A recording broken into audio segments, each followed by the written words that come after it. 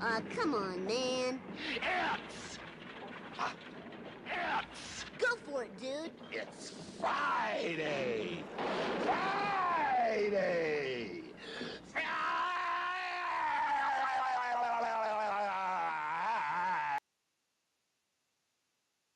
Why, yes, it is. And so that means one thing. We got to get you ready for the weekend. But today it means a whole bunch of different things.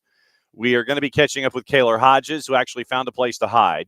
And we'll catch up with news out of Birmingham in USL Championship. We'll go over USL Championship, maybe a little USL League One. But obviously the big news, big name in USL Championship and his franchise have parted ways. We'll get into the background of it, the fallout of it, and where Birmingham goes from here. So Kaylor Hodges bats leadoff. Next up, later in hour number one, looks like Bart Keeler is going to be joining us before 10 o'clock. We'll break down everything in the Gold Cup draw and the second matchup in the friendlies with the U.S. women's national team in Brazil. Brazil ends up getting the Duke. We'll talk about the level of panic that has set in since that happened. Once again, plus the Gold Cup draw. That is late hour number one, leading into hour number two. In hour number two, we get to hang out with Brad Feldman, the play-by-play voice for the New England Revolution. He's going to come on at 10:15. We're going to borrow him for about 20 minutes, find out about the Revs and what's going on with them. And then the rest of hour number two is going to be Jason and getting ready for Atlanta United and the Revs and the rest of Major League Soccer and whatever else chaos wants to drop in. So we'll see what happens there in hour number two. So it's stacked. It's officially stacked. And so that means that to bat leadoff, we've got to go to Birmingham and catch up with our buddy Kaylor Hodges. Kaylor, what up? Not too much. It's early in the morning, a little bit earlier than I normally see you. It's a Friday. And, I think if somebody ever sees what I look like, batting leadoff is not what you would think. But, hey, you know what? Maybe I can be a little Kyle Schwarber. First pitch, fastball, send it 250, There you go. So we need you to just get a clean single, just get on base. And if you find the gap, that's great. And just you're okay getting in the second. That's all good. This week, the main reason that literally our spidey senses went berserk when this happened, that when Tom Sohn announced on social media that he and Birmingham Legion were no longer in a partnership and that they have separated, what was the vibe on the divorce between these two? And was it due? Was it coming? What happened here? It's complex. I think it's going to start off with fans have wanted this for a long time. There have been a lot of fans who think this should have happened 4 years ago, not just this year. It felt like this offseason was the right time to move on when you missed the playoffs for the first time and results had been declining. But they decided to build around him and bring in some good talent for one last ride. I think a lot of fans were shocked that it happened because it felt like Tommy Sohn and Jay Heaps were tied to the hip. It's either both or no one, basically. And so that was a bit of a shock to the system. I was very surprised that it happened. Not because I don't think it was the right move. I do unfortunately believe it was the correct decision. But from some of the tea leaves that I have been kind of getting, it felt like this year might have been his last year anyway, as his final kid is graduating, right? So it felt like they were going to let him see his kids throughout high school here as the coach. And then as soon as that was over, hey, new person comes in charge. I thought they were going to give him this last year. But clearly, with the amount of money that they spent and the amount of players that they have brought in at the level of player that they've brought in, the beginning of the season just wasn't acceptable. And with Jay Heaps moving to chief soccer officer while bringing in a chief business officer, maybe it was just one of those situations of we don't need Tommy to be director of football and head coach. We have a proper director of football. Let's get in the right coach. Maybe it just felt like it was the perfect time to do it. But it doesn't mean it's not a somber occasion because the first ever coach in team history was fired. For those not familiar, what were the changes on the field in the offseason with the roster? Who came in, who did what, and what was it looking like with this new look Legion here in 25? If you're someone who follows the USL, you know this name, but there's a Ronaldo Damas who comes in on a loan with the option to buy. He's one of the most prolific goal scorers that the league has ever seen. Someone who's arguably more prolific that they brought in was Danny Trejo, not that one. And they bring him in on a free. And so these are two players that they brought in on frees, one with an option to buy, but the other one, you don't understand what I'm Yeah, saying. yeah. But then they bring in a Steven Turnbull, who I always keep wanting to call him Spencer Turnbull because I'm just in love with six mans on the Phillies, apparently. There you go. But Steven Turnbull, and he was someone who was arguably all USL right back last year. And they bring him in, they pay a fee for him. And there were other auxiliary pieces like a Ethan Coase and bringing in a Roman Torres and other young players like Seba Tregarthen. But really, you're looking at your Turnbulls, you're looking at your Ronaldo Damas, you're looking at your Trejos, not that one. And it's one of those, like, you bring in arguably the signings of the offseason if you don't look at Lexington, who bought every player to ever exist. They signed everybody, yeah. Oh, man. And there are other dismissals that we need to get into coming up in a bit. But the way that things came out of the blocks for Birmingham, you're below the playoff bar, 4 matches in, 2 losses, 2 draws, 2 points. I mean, you're down there with the Miami FC, Hartford Athletic, and the other storyline that we'll get into in a second, Tampa Bay. But this obviously was this done too quickly, considering that you're only 4 matches in and you're what, 15% into your schedule, or do you think that because Loudoun started out of the blocks at 4-1 and because Lou City started out of the blocks at 3-2 that you had to make a change? Can it be both too early and too late? Sure, absolutely. It should have happened in the offseason. If they were this close to firing him only a few games into the season, Right. they should have made the move in the offseason when they had the full pick of the bunch of anybody they wanted. Now that it's into the season, doing it 4 games in, it feels like it's too early. I will also say, though, that when you're looking at the hot coaching prospects out there of the ones that you want to sign that have USL experience, they're all still available. Every single one are still available. So maybe it was one of those situations that they said, hey, we still have an opportunity to get our guy that we wanted in the offseason, but we still gave Tommy a chance to prove his worth. It may end up being the perfect time because those big names are still out there, but it almost feels a little rude to give him 4 games, give him an entire bye week, and then 2 days before the game say, just kidding, Eric Avila is going to be the interim. It felt like if you're going to do this, you do it the Wednesday after the Pittsburgh loss, not 2 weeks after the Pittsburgh loss, if that makes sense. Yeah, because that happened all the way back on March 29th, and here we are. You go from 3/29 to 4/11 on the calendar, and you're looking at a matchup coming up against El Paso, 5:00 in the afternoon, 2 days from now. And, it's the timing is, it's strange. To your point, unless they exercised that much thought into it and got to this point where it's like, let's see, 30 days has September, April, June, and November. So 2 plus those, so 13 days after the Pittsburgh loss, then you come up with this decision 2 days beforehand. When you look at the legacy of Tom Sohn and everything that has happened during his tenure in Birmingham, how would you characterize his time? I think that unfortunately the end is going to be what people see. But for me, my lasting image is honestly not him as a coach. It's him as a dad. If people don't know, the Legion have a women's team, Legion WFC. And I have this lasting image of when WFC would play and they would have a doubleheader where Legion, the men's team, would play later that day. It looked like he would set an alarm on his phone. He would go to the tunnel and watch his daughter play as long as he possibly could until he had to run and do his job. And that was somebody that you knew that he loved Birmingham. He loved what was going on with the team. He was a great father. He still is a great father, but as having to balance being a coach and a dad, that's hard. You also see the lasting image that a lot of the fans have of, hey, he would bring us beers before every single game, and Coach Beers, that's what he would do. And the leading them to the Inter Miami match where they had 17,000.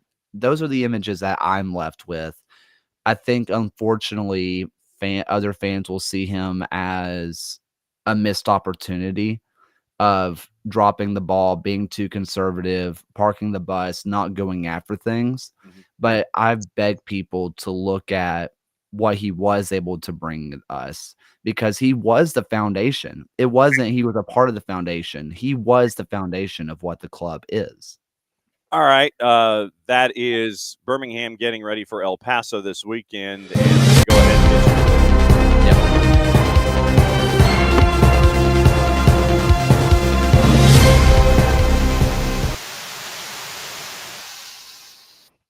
And the reason I do that is because the other name that is not attached to either the Miami FC or the other team that hasn't won so far this season in USL Championship is making a coaching change themselves. 16 minutes ago, came across the table.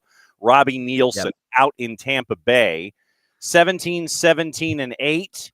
Steve Coleman's going to serve as the interim head coach here. Rowdy's announcing on Friday they've relieved him of his duties. Steve Coleman serving as the club's interim, starting with the Saturday home opener against Loudoun at Al Lang. Quoting Brian Auld, Rowdy's vice chair, appointing Steve Coleman as interim head coach reflects our confidence in the group we have. In a short time at the club, Steve's already taken it upon himself to understand the Rowdy's culture and is fully committed to supporting our players on the field. We believe in this roster, its talent, resilience, and ability to compete at the highest level in the USL Championship. To our fans, your continued support means everything, and we remain focused on delivering a team that represents the pride, passion of Tampa Bay.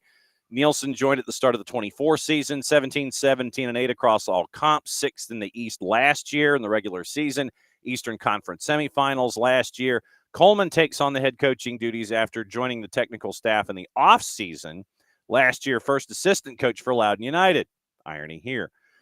Served various roles with New Zealand football for over a decade, assistant coach, analyst for New Zealand's U17 and U23s. His contributions helped New Zealand to qualify for last year's Summer Olympics in Paris. So Robbie Nielsen also out this morning in USL Championship. What say you? Yeah. Okay. So I had kind of heard the rumblings on this one a day or two ago. Okay. This one seemed to have been kind of brewing for a while, but after the Tom Sohn firing, felt like it was going to happen, because I mentioned it earlier when we talked about Tom Sohn, that there are big coaching prospects. The two that I'm specifically going to highlight are Mark Briggs and Eamon Zayed. Yeah. Those are the two big ones. And everything that I'm kind of hearing, they are Legion were courting both of them, right? Like those are people that are having conversations. And Tampa Bay didn't want to miss out on losing not just one, but possibly both, because there's a world where one gets hired. Because from what I understand, Briggs and Eamon are kind of tight. There's a world where one gets hired as a coach and one's the assistant. Okay. So it's one of those situations of, if there was no other head coach job, well, being employed is better than being unemployed. True. So especially with Eamon's past at Northern Colorado, allegedly. Yes. So this feels like Tom Sohn's firing was Tampa Bay trying to get a guy that has experience. I think that if I were to be purely objective here, I think there is a right decision here for both teams. Okay.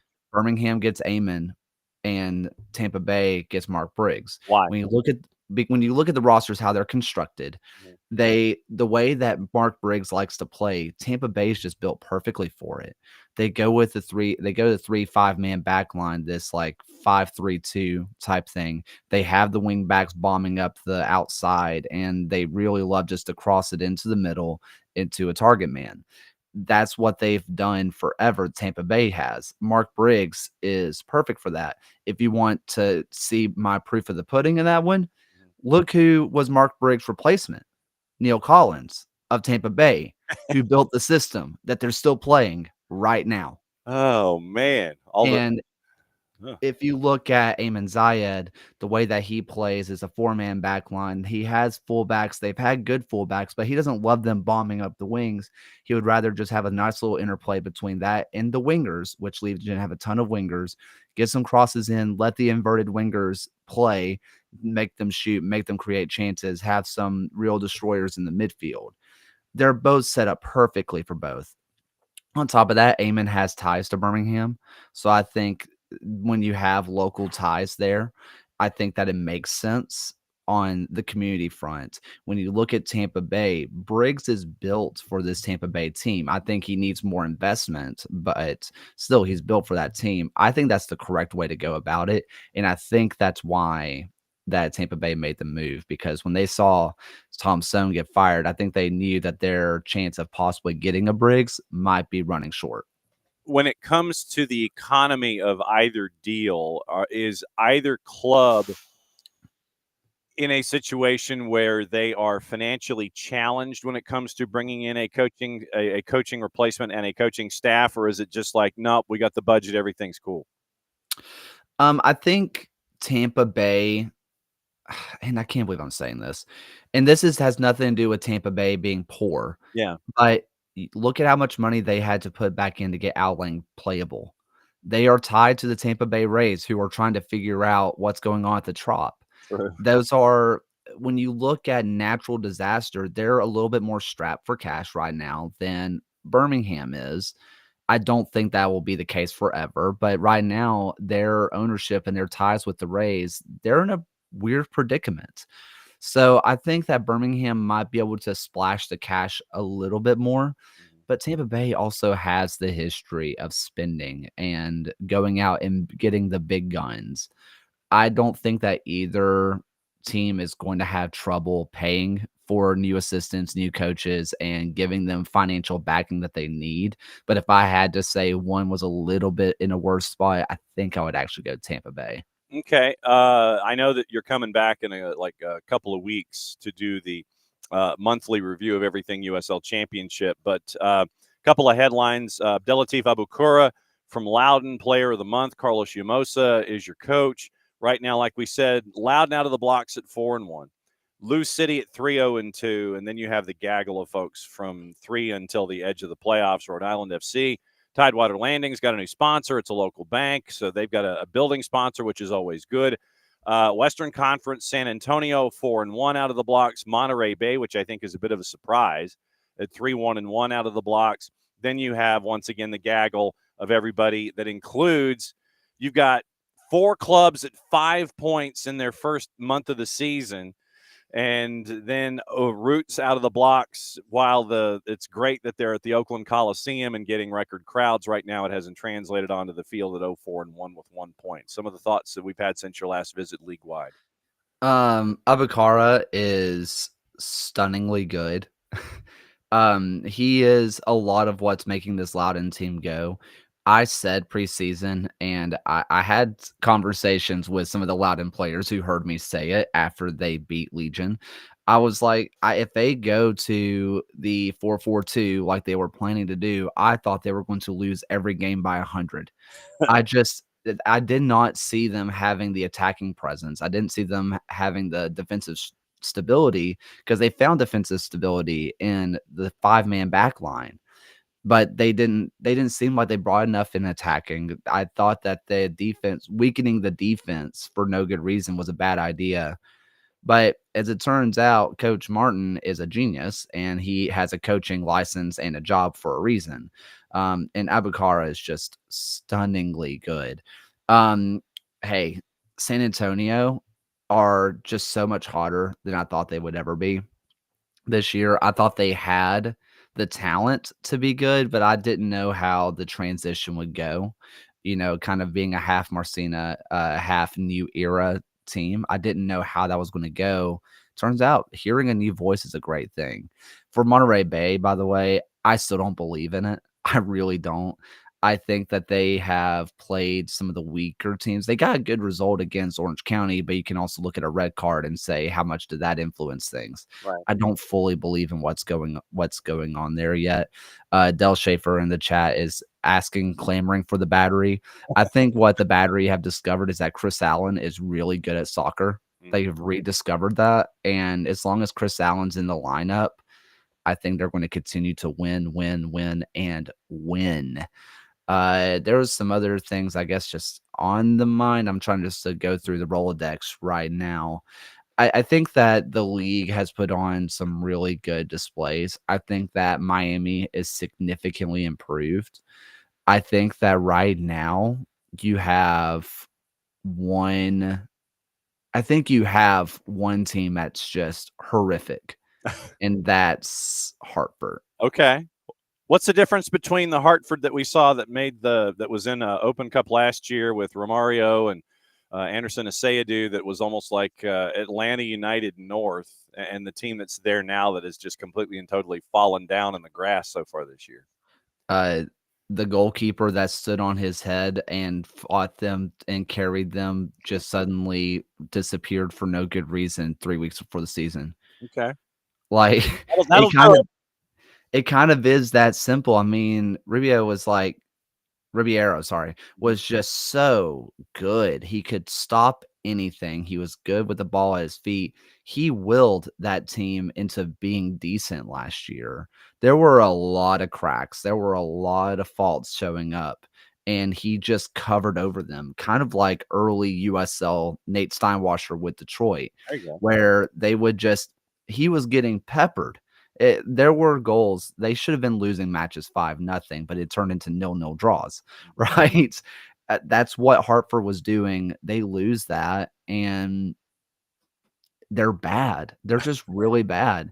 And I feel bad for a guy like Brendan Burke, who's been around for a long time. He's a quality coach. Mhm. At this point, I feel like something happened. Maybe putting the Whalers on your crest is just not the way to go, because, I mean, cursed franchise that died. I mean, it feels like the curse of the Whaler is actively trying to pull down the Athletic. I don't know. Wow. Because they have talent and they have the coach. I don't know why it doesn't work.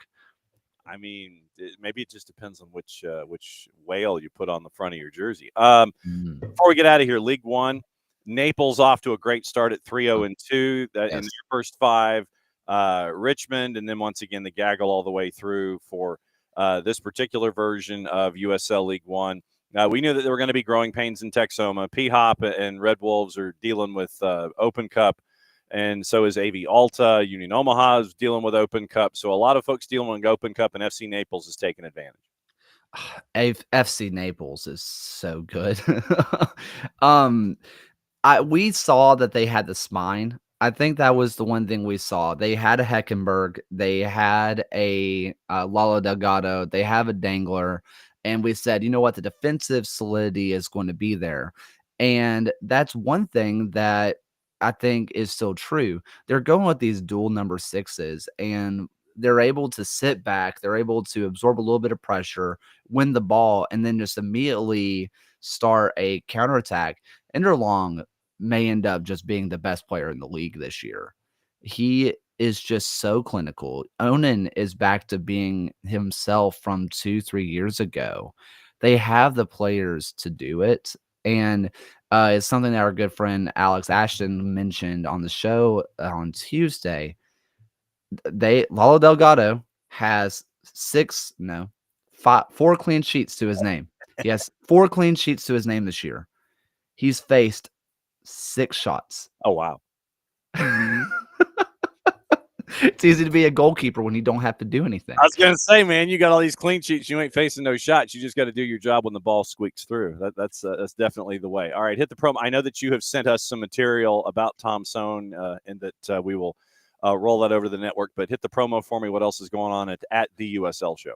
Go over to the USL show because we put a lot of effort on a live on-site location for Chattanooga FC versus Chattanooga Red Wolves. So we were on location, we were on the field. So if you've seen the close-up videos of Logan Brown shoving people to the ground and all that stuff, that came from us. Yeah. So like it was fantastic. There was a lot of work that put into it. Talked a lot about like what led to that moment or what led to the rivalry and what's going on. How do we get there? It was a lot of work. It was so much fun. And I'm telling you, people, if this happens next year in the Open Cup or whenever it happens, you have to buy a ticket because I promise you it's going to sell out. You have never seen anything like what that match was. Nothing. Nope. 12-161 there in the house, and it was certainly scenes. I will tell you that. We were watching it, and we had it as a part of our production chat, and it was must-watch TV. As always, my friend, great to see you. Hopefully we didn't get you into any kind of trouble, so you're not in detention or anything like that. Obviously, if glass breaks and we need to break the glass and grab the fire extinguisher, we're going to give you a buzz. Thanks for coming in, especially with the news that broke during the show about Tampa Bay Rowdies and talking about Birmingham. A very, very busy week in USL Championship. Good to see you, my friend. Don't be a stranger. Good to see you. All right, that's Kaylor Hodges, everybody. Kaylor's actually going to go to work and like actually earn a living in addition to what he does with at the USL Show. So yeah, go back and watch the Chattanooga episode.